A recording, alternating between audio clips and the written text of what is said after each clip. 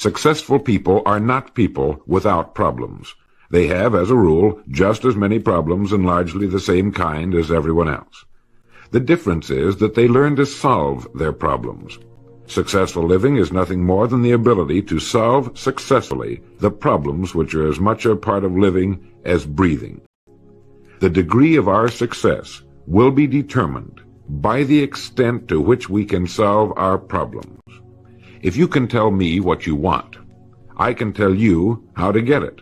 The problem with the great majority of individuals is not with their ability to achieve their goals in life, but rather with the failure to understand two factors vital to successful living. The first is to make the decision as to what it is we want enough to give it most of our attention until it's been achieved, and to clearly define it. And the second is to fully understand that we have the ability to achieve this goal or we wouldn't want it in the first place. The next vital rule to successful living is to understand that our success is won or lost by our ability to serve others. We are interdependent, and it's just as impossible to succeed without serving others as it would be to live in our modern world without others serving us. Our rewards in life will and must always be in exact proportion to our service. It is the misunderstanding of this single law which, in my mind, is responsible for fully 90% of the frustration and discontent we see around us. Now, a lot of people don't like this law, if they're even aware of it, but not liking a law does nothing to change it. The basic laws of nature and economics are unchanging. If we're out of step with them, we are, as Thomas Huxley put it, checkmated, without haste, but without remorse. But to those who know and work with the laws, he said, they are paid with the overflowing sort of generosity with which the strong delight in strength. If a person doesn't like his income, all he has to do is take a good long look at his service. Look where you will find this law in undeviating operation. Our rewards will always be in exact proportion to our service. This is the law, then, that lies as the supporting structure of economics and personal well-being, so fix it in your mind. All attempts to sidestep or in any way avoid this law will result in frustration and failure. So this brings up the question, if what I want is more than I now have, how can I increase my service in order to earn it? Well, whom do we serve? We serve people. So let's take a moment to try to understand people. The more we understand them, the better we can serve them. I think of an adult human being as a grown child, doing his best to play for the first and last time on earth this game called life. The extent to which he learns the rules of this mighty game will determine his success. But right here we run into an historic and exasperating fact. People down through the centuries have, with the most amazing consistency, divided themselves into two groups. One group contains about 5% of any given population. The other group contains the remaining 95%. Neither of these two groups is any better than the other. But one thing separates them. The big group, the one containing about 95% of the people, never seems to get the word, while the smaller group, the 5%, does.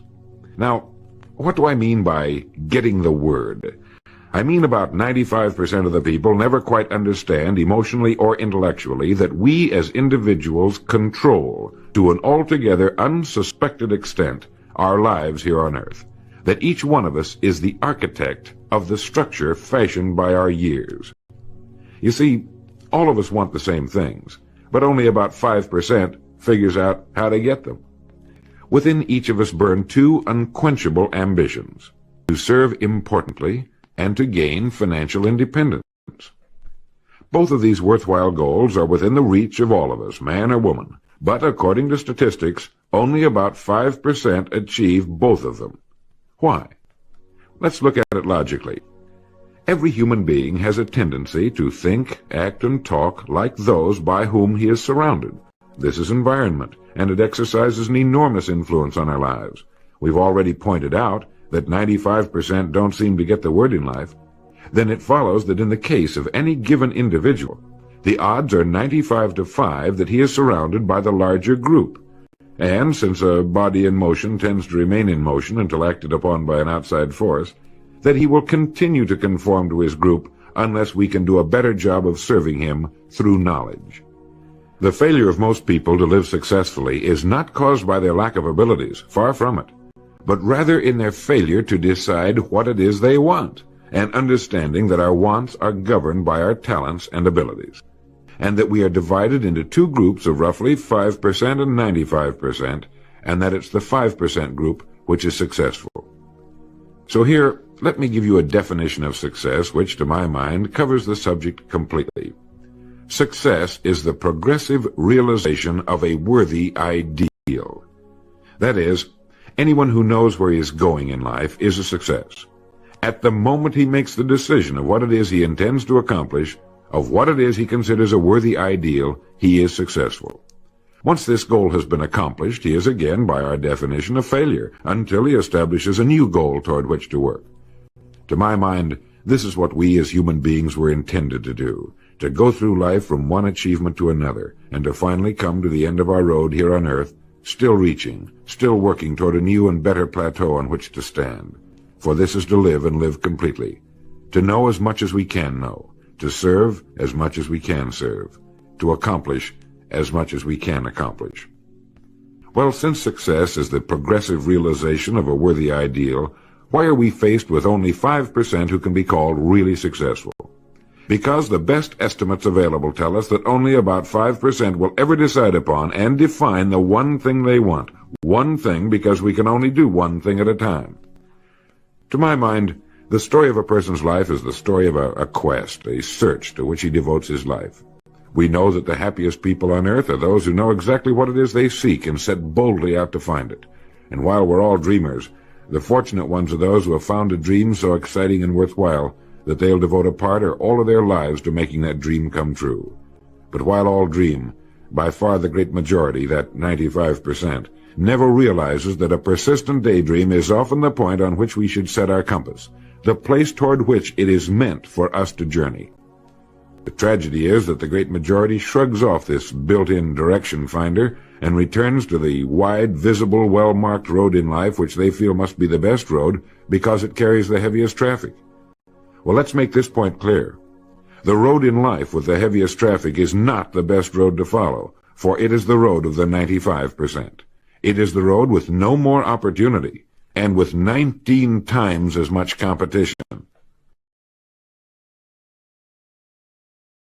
Of all the billions of human beings who've lived on Earth, all great advances, all great ideas have come from just a handful, a few thousand out of billions.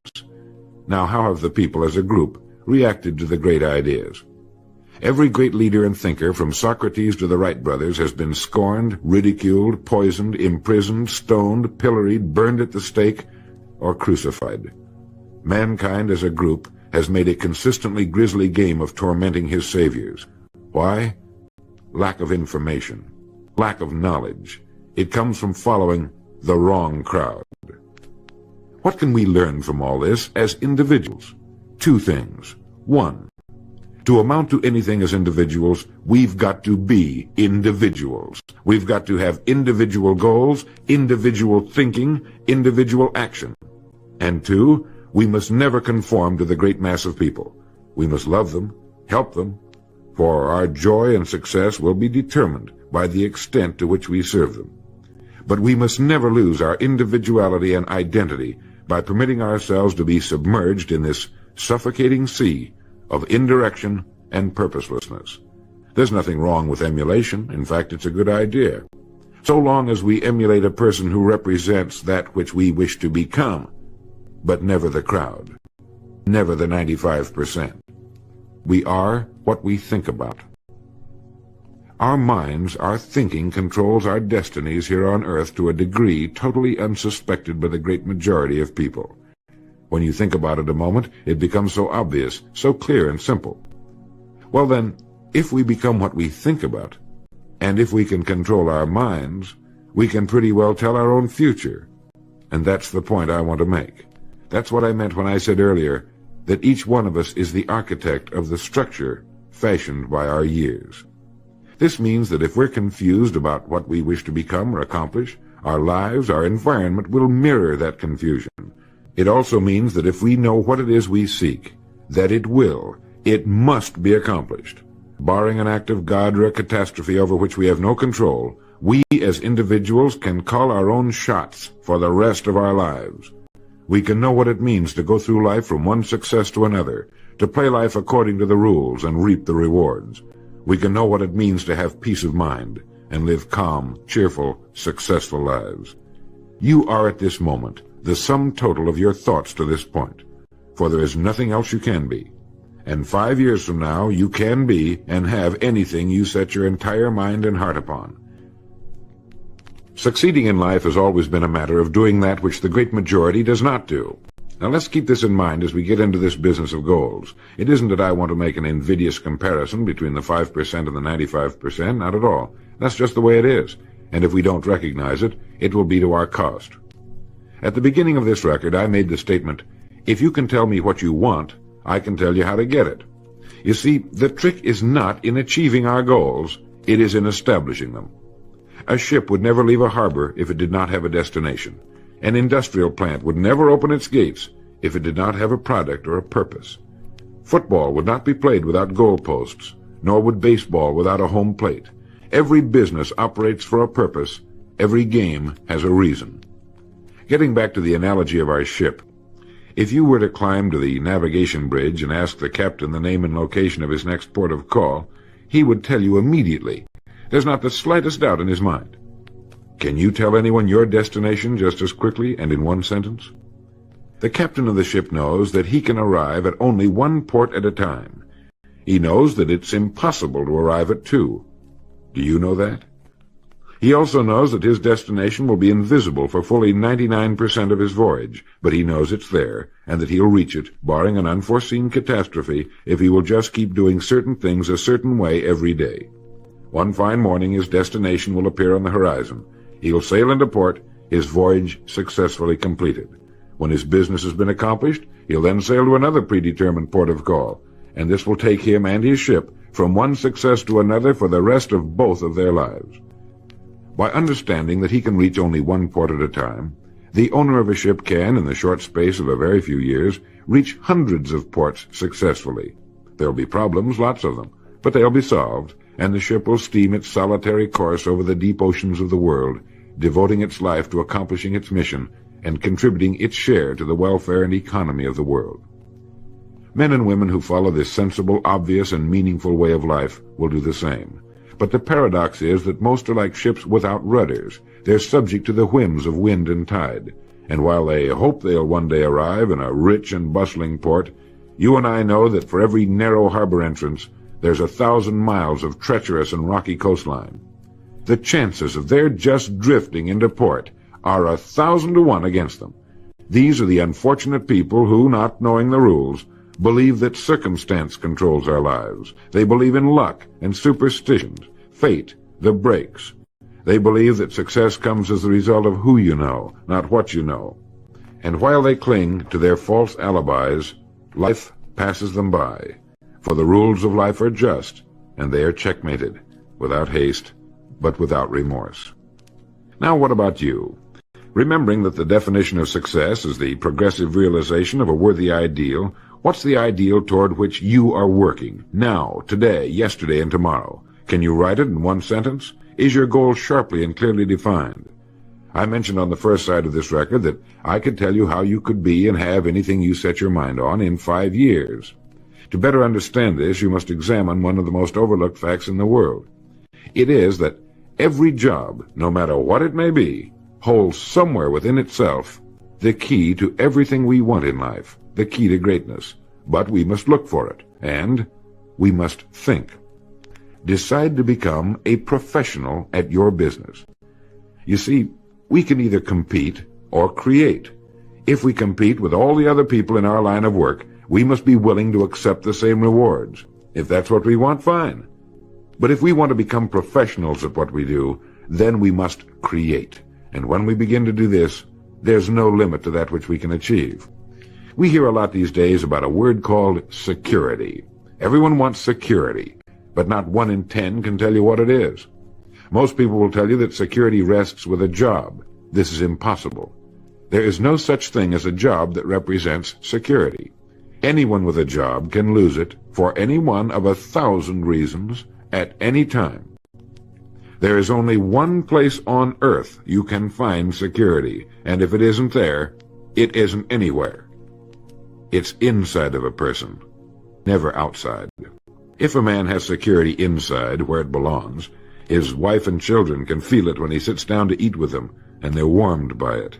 If a man has security inside where it belongs, you can see it walking down the street, and you can feel it when he enters a room. That's security, and you can't take it away from him. You can take away his money, his home, everything but a wife who's willing to start over, and most of them are, and drop him anywhere in the country.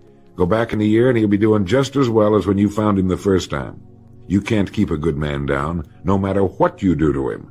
Like cream on milk. You can shake it all day, but just set it down for a while, and it'll bounce right to the top again. This man or this woman has security where it belongs. And do you know where it comes from? It comes from doing what we do for a living surpassingly well.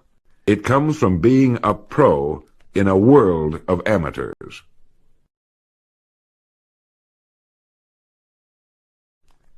Becoming a pro isn't difficult.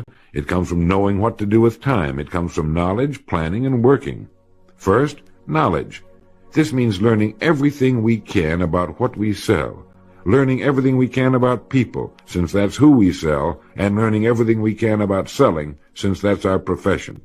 What we sell, who we sell, and how to sell. Those 3 subjects would fill a large library, but we can take things one at a time, and by devoting an hour a day to study, we can become outstanding professionals in 5 years or less.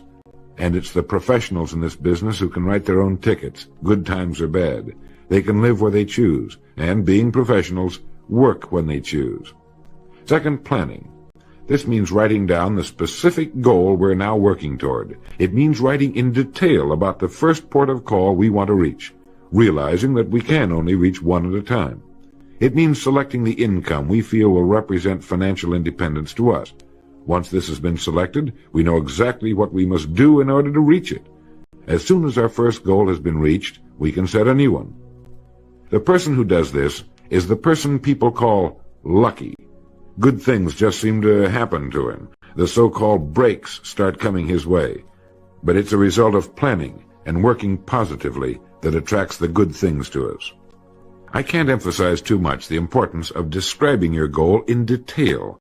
If it's a beautiful new home, get the actual plans, or at least an elevation drawing of the home, and carry it with you so that you can look at it regularly. If it's a certain amount of money, write down the specific amount for the coming year to the penny, and then work your plan. Whatever your goal may be, write it down in detail. Then you're like this ship. You're on course, and you reach more successful ports in a few years than most men do in a lifetime.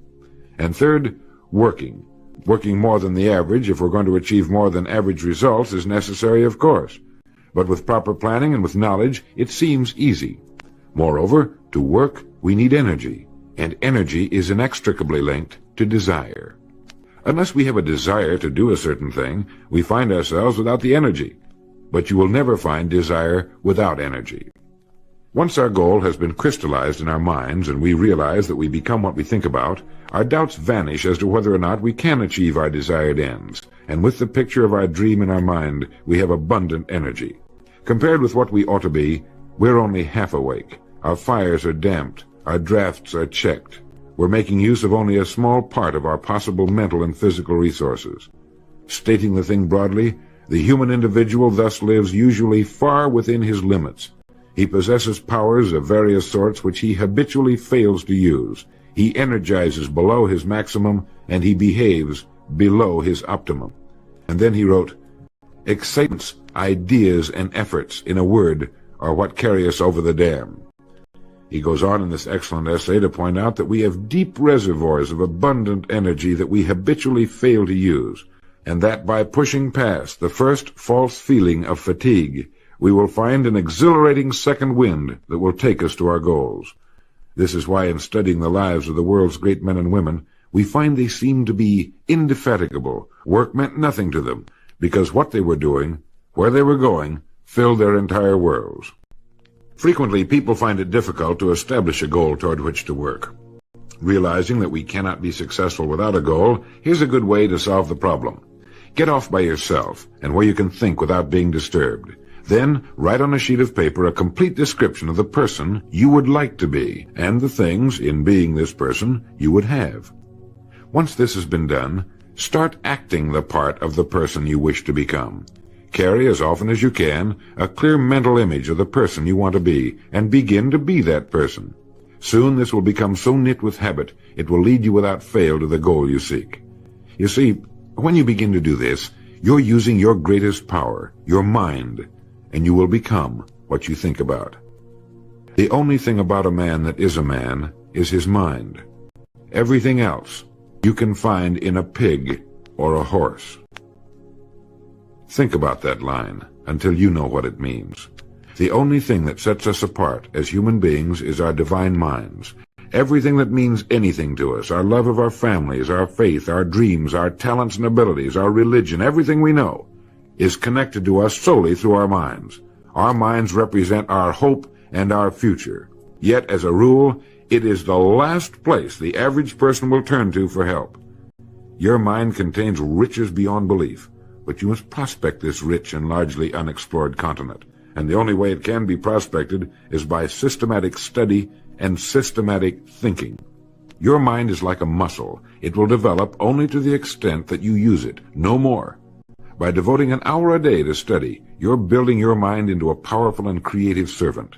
If you only do this 5 days a week, it comes to 260 hours a year. That's 1,300 hours in 5 years, or the equivalent of 162 8-hour days devoted to study and research. Believe me, if you'll do this, in 5 years you'll be one of the most accomplished professionals in your field, and you'll have the world on a string. You will virtually be able to write your own ticket. The average man works 8 hours a day, about 50 weeks a year, for 40 years.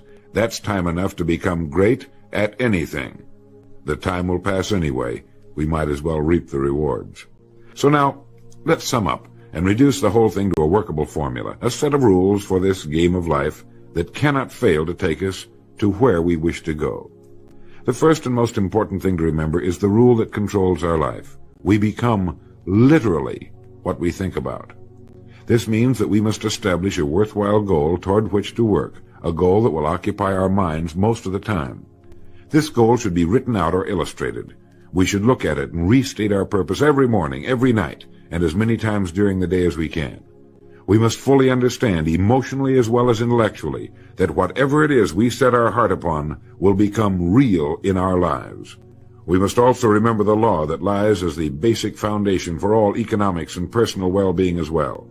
Our rewards will be in exact proportion to our service, and if we want to get into the top 5% of the people, we must often cut ourselves away from the effects of our environment and become individuals with individual goals, individual thinking, individual actions.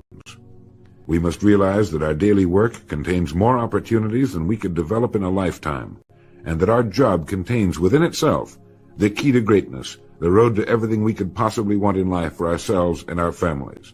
We must realize, too, that security can be found in one place only, inside of us. If it isn't there, it isn't anywhere. And the only road to security lies in doing what we do for a living, surpassingly well. And lastly, that we must become professionals at what we do, and that becoming a pro involves knowledge, planning, and working. Knowledge of what we sell, who we sell, and selling. Planning by establishing the goal, which automatically establishes our work pattern. The great salesman is like the great golfer. It looks easy the way he does it, because it is easy the way he does it. But it took time, dedication, and work in its accomplishment. Is it worth it? You bet it is. P.G. Hamilton once wrote, "Let's be different. A strong life is like that of a ship of war, which has its own place in the fleet and can share in its strength and discipline, but can also go forth alone to the solitude of the infinite sea. We ought to belong to society, to have our place in it, and yet be capable of a complete individual existence outside of it. And remember the strangest secret, will you? You are now, and you will become, what you think about."